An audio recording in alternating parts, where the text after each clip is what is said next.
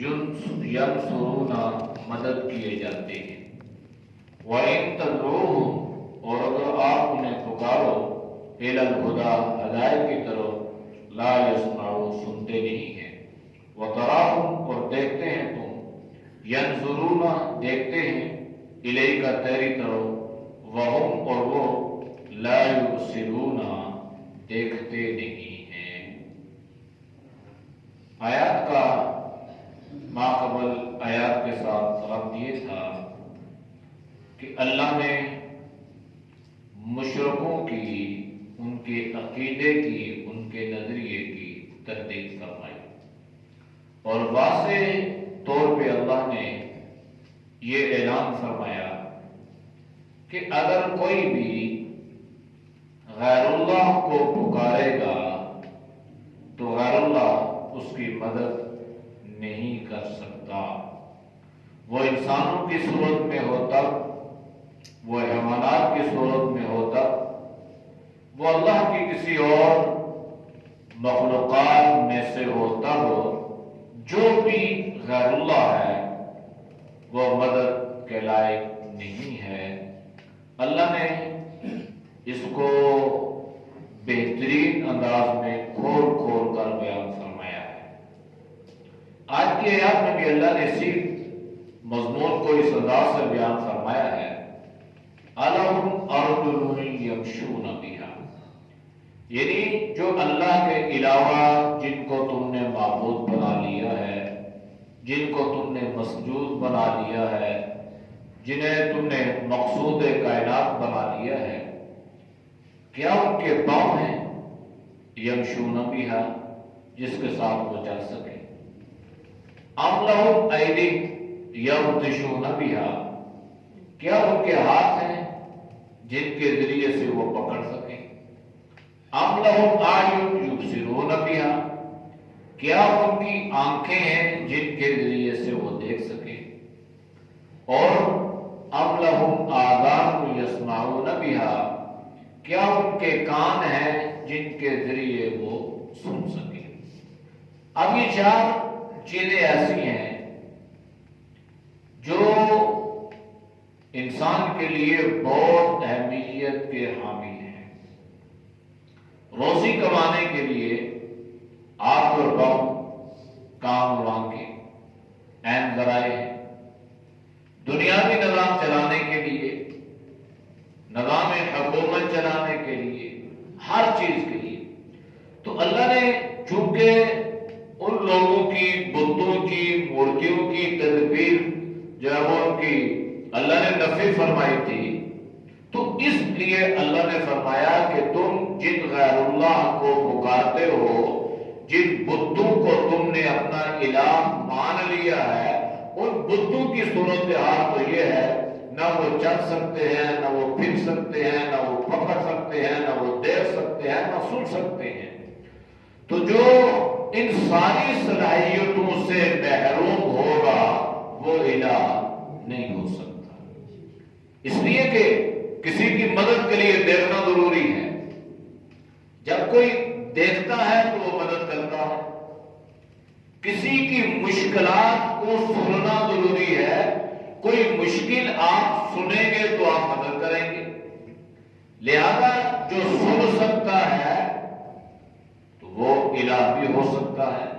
تو یہ بت سن بھی نہیں سکتے، یہ بت دیکھ بھی نہیں سکتے، یہ بت چل بھی نہیں سکتے، یہ کوئی چیز ہاتھ میں پکڑ بھی نہیں سکتے، لہذا تم کتنے بے وقوف اور احمق لوگ ہو اور کتنے عقل کے اندھے ہو کہ جنہیں تم خود تراشتے ہو، اپنے ہاتھوں سے بناتے ہو اور اپنے ہاتھوں سے ان کو اپنے سامنے رکھ دیتے ہو، پھر ان کے سامنے سجدہ ریز ہو جاتے ہو اور یہ عقیدہ اور نظریہ بنا لیتے ہو کہ یہ بت ہماری مدد کرے۔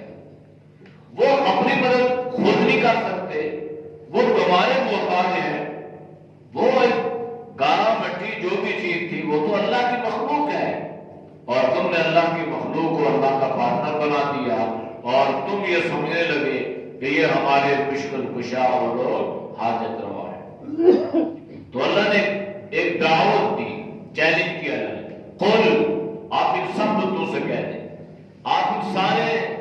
یہ عقیدہ و نظریہ رکھنے والے لوگوں سے کہتے ہیں ادعو، ان کو پکارو، ان کو بلاؤ، شرکاءکم، جو تمہارے شریک ہیں، جنہیں تم نے الہ مان لیا، معبود بنا لیا، مسجود بنا لیا، انہیں دعوت دو اور انہیں بلاؤ اور ان سے یہ کہو ثم کیدونی، میرے خلاف کوئی تدبیر کرو، میرے خلاف کوئی مکر کرو، میرے خلاف کوئی ہیلا کرو، میرے خلاف کوئی منصوبہ بناؤ، ثم کیدونی فلا تنظرونی، پھر مجھے اس کی مہلت بھی نہ، یعنی یہ کیا کسی کے خلاف تدبیر بنائیں گے، یہ کیا کسی کے خلاف منصوبہ بنائیں گے۔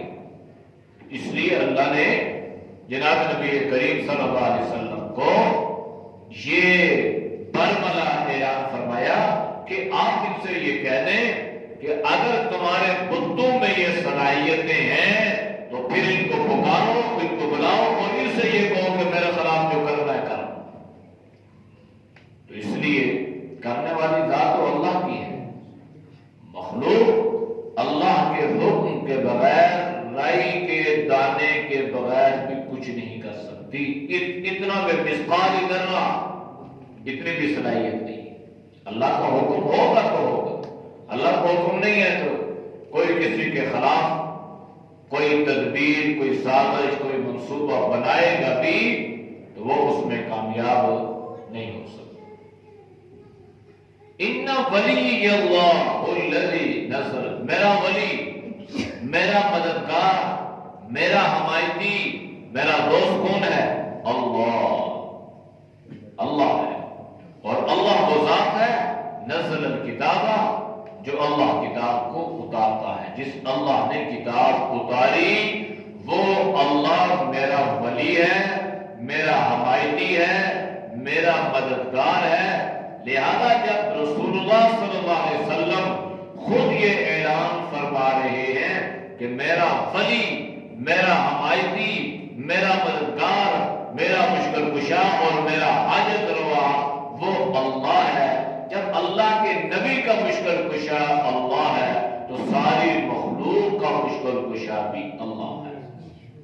اللہ کے نبی نے یہ نہیں فرمایا کہ اللہ نے مجھے اتنی عظمت عطا فرمائی ہے، اللہ نے مجھے اتنا بلند مقام اور مرتبہ عطا فرمایا ہے، لہذا تم کم از کم مجھے اللہ کا پارٹنر تو بنا لو، تم مجھے اللہ کا شریک تو بنا لو، تم مجھے مشکل کشا اور حاجت روا تو مان لو نا۔ لیکن آپ صلی اللہ علیہ وسلم تو اللہ نے توحید کے علم بردار اور شرک کی جڑیں کاٹنے کے لیے اللہ نے آپ کو مبعوث فرمایا۔ اتنے بڑے مقام اور مرتبے پر فائز ہو کے اللہ کے نبی نے امت کو یہ عقیدہ اور نظریہ دیا کہ اپنا ولی، اپنا حمایتی، اپنا مددگار اللہ کو بنا۔ اللہ ولی الذین آمنوا یخرجہم من الظلمات الی النور، اللہ ایمان والوں کا دوست ہے، اللہ ایمان والوں کا ولی ہے، اور جب اللہ کو اپنا ولی مان لیں گے، تسلیم کر لیں گے، یہ عقیدہ اور نظریہ بنا لیں گے تو پھر اللہ کی طاقت کا مظاہرہ اپنی آنکھوں سے دیکھیں گے کہ اللہ جہالت سے نکال کر علم کی دولت عطا فرمائے گا، اللہ شرک سے نکال کے توحید کی دولت عطا فرمائے گا، اللہ بدعت سے نکال کے اللہ سنت کی دولت عطا فرمائے گا، بدعملیوں سے نکال کے اللہ اعمال کی توفیق عطا فرمائے گا۔ اللہ ولی الذین آمنوا یخرجہم من الظلمات الی النور، ظلمات سے مراد یہ رات کا اندھیرا نہیں ہے، ظلمات سے مراد جہالت ہے، ظلمت، جہالت، ظلمت شرک، ظلمت بدعت۔ تو اس کے لیے اللہ نے جمع ظلمت نہیں فرمایا، ظلمات، کفر ظلمات ہے، شرک ظلمات ہے، بدعات ظلمات ہے، جہالت، یہ ساری کی ساری چیزیں اللہ نے ان کو ظلمات سے تعبیر فرمایا۔ توحید یہ نور ہے، سنت یہ نور ہے، علم یہ نور ہے، العلم نور من الہ، یہ علم جو ہے یہ اللہ کے نور میں سے ایک نور ہے، وَنُورُ اللَّهِ لَا يُؤْتَى لِعَاصٍ، اور کسی گنہگار کو اللہ یہ اپنا نور نہیں عطا فرماتا۔ اس لیے اللہ نے کیا فرمایا؟ آپ صلی اللہ علیہ وسلم کی زبانی ان ولیشی یاللہ الذی نزل الکتاب، اللہ ولی ہے۔ تو عقیدہ یہ ہو، نظریہ یہ ہو، ولی کا معنی دوست بھی ہے، ولی کا معنی کارساز بھی ہے، ولی کا معنی حمایتی بھی ہے، ولی کا معنی سرپرست بھی ہے۔ جیسے آپ کہتے ہیں ہمارا ولی سرپرست کون ہے؟ فلاں، تو یہ ساری کی ساری چیزیں۔ اور اللہ کا دوست جس کو مقام ولایت کہتے ہیں کہ اللہ پاک اتنا بلند مقام اور مرتبہ عطا فرما دیتا ہے کہ ان کی زندگی کا ایک ایک لمحہ اطاعت میں گزرتا ہے، یہ ولایت ہے۔ اور ولایت کے لیے شرط نہیں ہے کہ آپ کسی کی کرامت کا انتظار کرتے رہیں اور یہ دیکھیں کہ یہ ہوا میں اڑے گا تو یہ ولی ہوگا، یا یہ کسی بہت بڑے مزار کا اگر جانشین ہوگا تو یہ ولی ہوگا، یہ ضروری نہیں ہے۔ ریڑی لگانے والا بھی اللہ کا ولی ہو سکتا ہے، مزدوری کرنے والا بھی اللہ کا ولی ہو سکتا ہے، اور ہر وہ آدمی جس کی زندگی اللہ اور اللہ کے رسول صلی اللہ علیہ وسلم کے احکامات کے مطابق گزر رہی ہے وہ اللہ کا ولی ہے۔ یہ ضروری نہیں ہے کہ اس کے لیے کسی کرامت کا ظہور ہو، یہ ضروری نہیں ہے کہ کوئی آپ اس کی کوئی ایسی بات کو اپنی آنکھوں سے دیکھیں تو پھر نہیں۔ اس لیے اللہ ولی، حمایتی، مددگار، دوست، مشکل کشا اللہ ہے، اور اللہ وہ ذات ہے نا جس اللہ نے کتاب اتاری، نزل الکتاب، جو اللہ کتاب اتارتا ہے، وَهُوَ يَتَوَلَّى الصَّالِحِينَ، اور وہ اللہ نیک لوگوں کا حمایتی ہے، یعنی جو نیک لوگ ہیں نا ان کے ساتھ اللہ کی مدد ہے۔ نبی کریم صلی اللہ علیہ وسلم نے فرمایا من کان اللہ کان اللہ لہ، جو اللہ کا بن جاتا ہے اللہ اس کا بن جاتا ہے۔ اب اگر ہم اللہ کے بن جائیں گے تو اللہ ہمارا بن جائے گا۔ جب اللہ ہمارا بنے گا تو ہمارے اوپر جو مصیبت پریشانی آئے گی نا تو اس کو اللہ ہی دور فرمائے گا، کیونکہ اللہ جو بن گیا۔ تو جس کا اللہ بن جائے اسے پریشانی نظر نہیں آئے گی، اس پر آنے والا امتحان، اس پر آنے والی آزمائش جو ہے یہ اللہ خود ہی دور فرمائے گا، اس لیے کہ اس کے ساتھ اللہ کی مدد اور اللہ کی نصرت شامل حال ہے۔ والذین، وہ لوگ تدعون من دونہ، جو اللہ کے علاوہ پکارتے ہیں۔ اللہ کے علاوہ پکارنے سے مراد چاہے وہ فرشتوں کو پکارتے ہیں، چاہے وہ جنات کو پکارتے ہیں، چاہے وہ سورج کو پکارتے ہیں، چاہے وہ چاند کے پجاری ہیں، چاہے وہ سیاروں کی پرستش کرنے والے ہیں، چاہے وہ پتھروں کو اپنا معبود اور الہ مانتے ہیں، چاہے وہ کسی بزرگ کو، نیک صالح کو جو ہے وہ اللہ کا پارٹنر بنا لیں، اس کو پکارنا شروع کر دیں کہ یہ بہت بڑا اللہ کا ولی ہے، میں اس کو پکاروں گا، اس کی وجہ سے اللہ میری مشکل حل کرے گا۔ اللہ نے فرمایا تم اللہ کے علاوہ جس کو بھی پکارو لا یستطیعون نصرکم، دنیا میں کوئی طاقت ایسی نہیں ہے جو اللہ کے علاوہ تمہاری مدد کرنے کی صلاحیت رکھتی ہو، استطاعت رکھتی ہو، طاقت رکھتی ہو۔ دنیا میں سب سے عظیم ہستی، کائنات کی سب سے عظیم ہستی، محبوب ترین ہستی، وہ جناب نبی کریم صلی اللہ علیہ وسلم۔ اب اللہ کے نبی پر جب مشکلات آئیں تو اللہ کے نبی سے پہلے حضرت ابراہیم خلیل اللہ گزر چکے تھے۔ اللہ کے نبی خود فرمایا کرتے تھے انا دعوت ابی ابراہیم، میں اپنے باپ ابراہیم کی دعاؤں کا سمرا ہوں، فرمایا کرتے تھے۔ اور حضرت یعقوب گزر چکے، یعنی 1,24,000 انبیاء علیہ السلام پہلے گزر چکے ہیں نا، اور بڑی عظیم ہستیاں گزر چکی ہیں۔ تو اللہ کے نبی پہ جب مشکلیں آتی ہیں تو اللہ کے نبی نے دروازہ اللہ کا کھٹکایا، مدد اللہ سے مانگی۔ یہ نہیں فرمایا کہ ابراہیم تو میرا جد امجد ہیں، میں ابراہیم کی دعاؤں کا ثمرہ ہوں، میں موسیٰ کی بشارت ہوں، لہذا ان کے ذریعے سے اللہ تو مجھے دے دے، یا ان کو اپنا الہ مان لیا، یا ان کو اپنا معبود تسلیم کر لیا اور ان کو اللہ کا پارٹنر یا مددگار کسی کو نہیں، بلکہ جب اللہ کے نبی پر مشکلات آتی ہیں تو فوراً اللہ کے سامنے ہاتھ بلند کرتے ہیں اور دعا فرماتے ہیں اللہم ان تہلک ہذہ الاسباب۔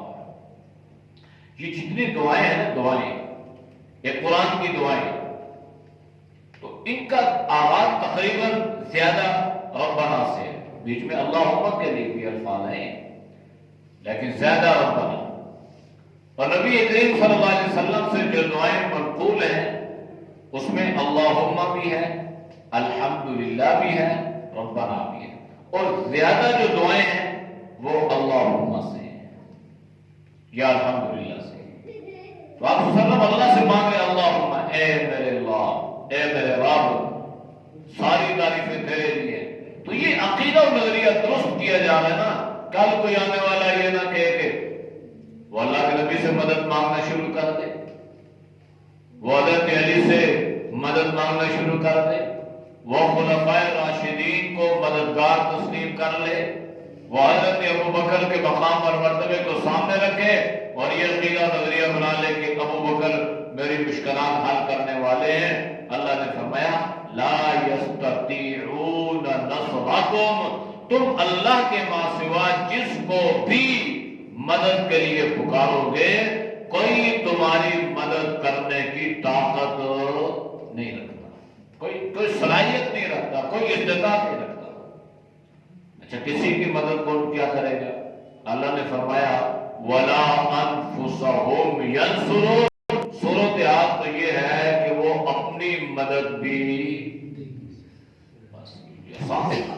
ایک اللہ کا ولی ہے، وہ انتقال کر گیا، فوت ہو گئے، بڑے سے بڑا ولی، بہت اللہ کا مقرر، بہت اللہ کے ساتھ اس کا تعلق قرب۔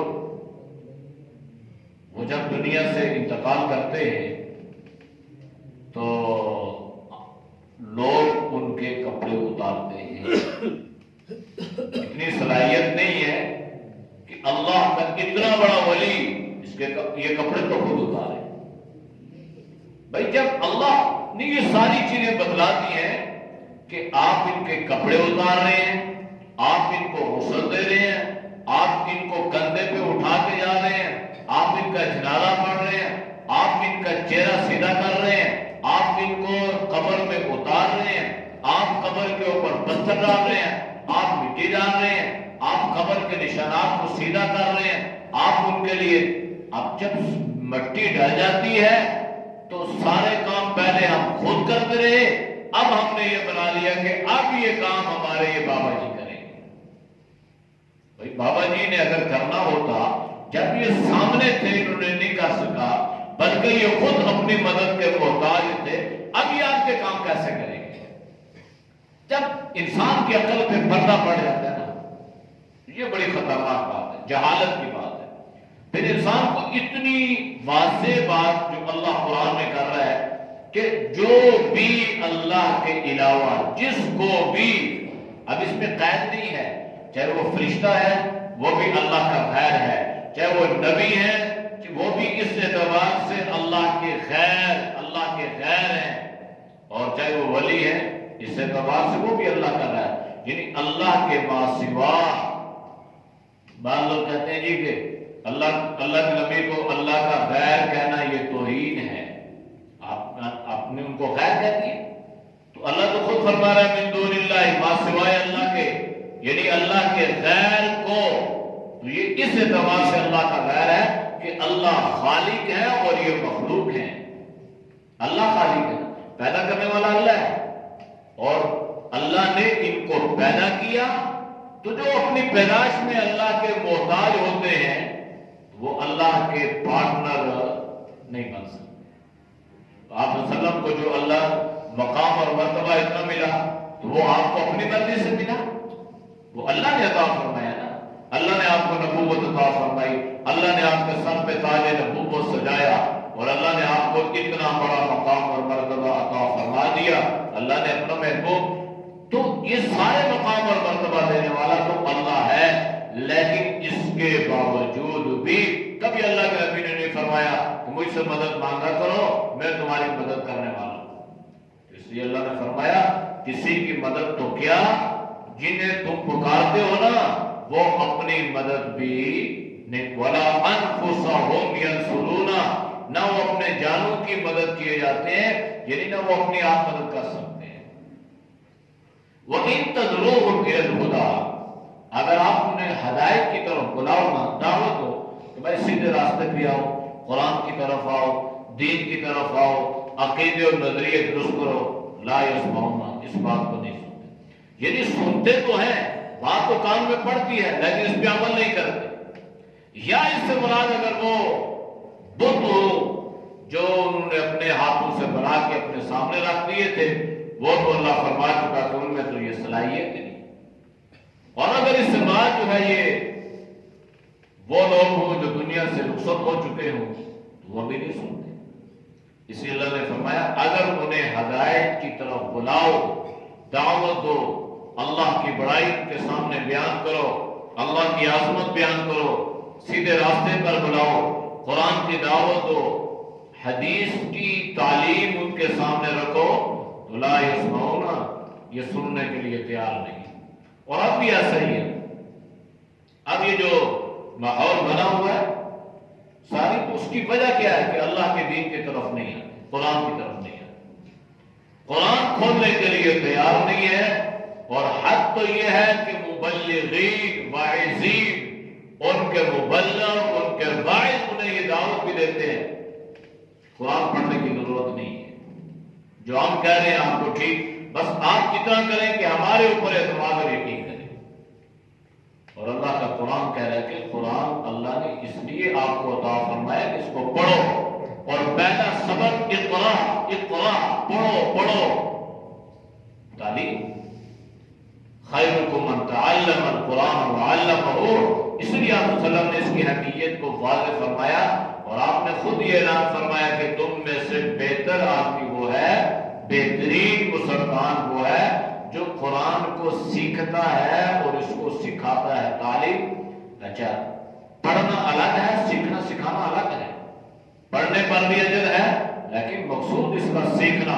جب انسان قرآن پڑھے اور قرآن کی یہ آیت پڑھے اور اس کا ترجمہ پڑھے تو اس کے سامنے تو بات کھل کے آ جائے گی. وہ غیر اللہ کے پاس جائے گا، وہ شرک کرے گا، وہ شرک پرستی یا بت پرستی میں مبتلا ہوگا. بڑے بڑے گاڑیوں کے پیچھے لکھا ہوتا ہے یا غوث اعظم دستگیر، یا علی مدد، یا رسول اللہ مدد، یا فلاں مدد. اب انہوں نے کیا کیا؟ ان ساری عظیم ہستیوں کو اللہ کا پارٹنر بنا دیا، اللہ کا شریک بنا. اور ضد اور عداوت میں اس میں کیا ضد ہے؟ میں اگر یہ کہہ رہا ہوں کہ اللہ سے مدد مانگو تو اللہ کو خود قرآن میں کہہ رہے ہیں. اور اللہ نے خود نفی فرمائی ہے کہ اللہ کے علاوہ اگر کسی کو مدد کے لیے پکارو گے تو وہ تمہاری مدد کرنے کی صلاحیت نہیں رکھ سکتے، اور میں اتنی طاقت نہیں ہے. مدد اللہ کرنے والا ہے جو حالات سے واقف ہوتا ہے، جو نفع اور نقصان کا مالک اور مختار ہے، اور مدد کے لائق ہے.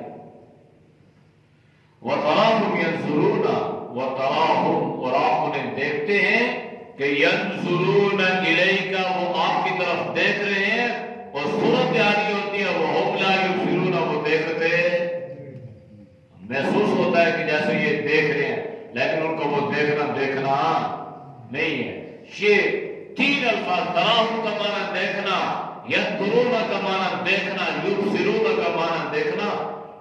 آپ انہیں دیکھیں تو یوں محسوس ہوگا کہ جیسے یہ آپ کی طرف دیکھ رہے ہیں. اللہ فرماتا ہے کہ دیکھنے کی صلاحیت نہیں ہے. ایک بڑا اللہ کا ولی دنیا سے رخصت ہو جائے اور آپ اس کی آنکھ کی طرف دیکھیں تو آپ کو لگے گا، اگر آنکھیں کھلی ہیں تو آپ کو لگے گا یہ ہماری طرف دیکھ رہے ہیں تو اس کا مطلب مسئلے میں ہماری مشکلات حل کریں گے تو اللہ نے فرمایا وہ دیکھ. اس لیے یہ عقیدہ اور نظریہ ہے اور قرآن نے اس کی اصلاح فرمائی ہے کہ مددگار اللہ ہے.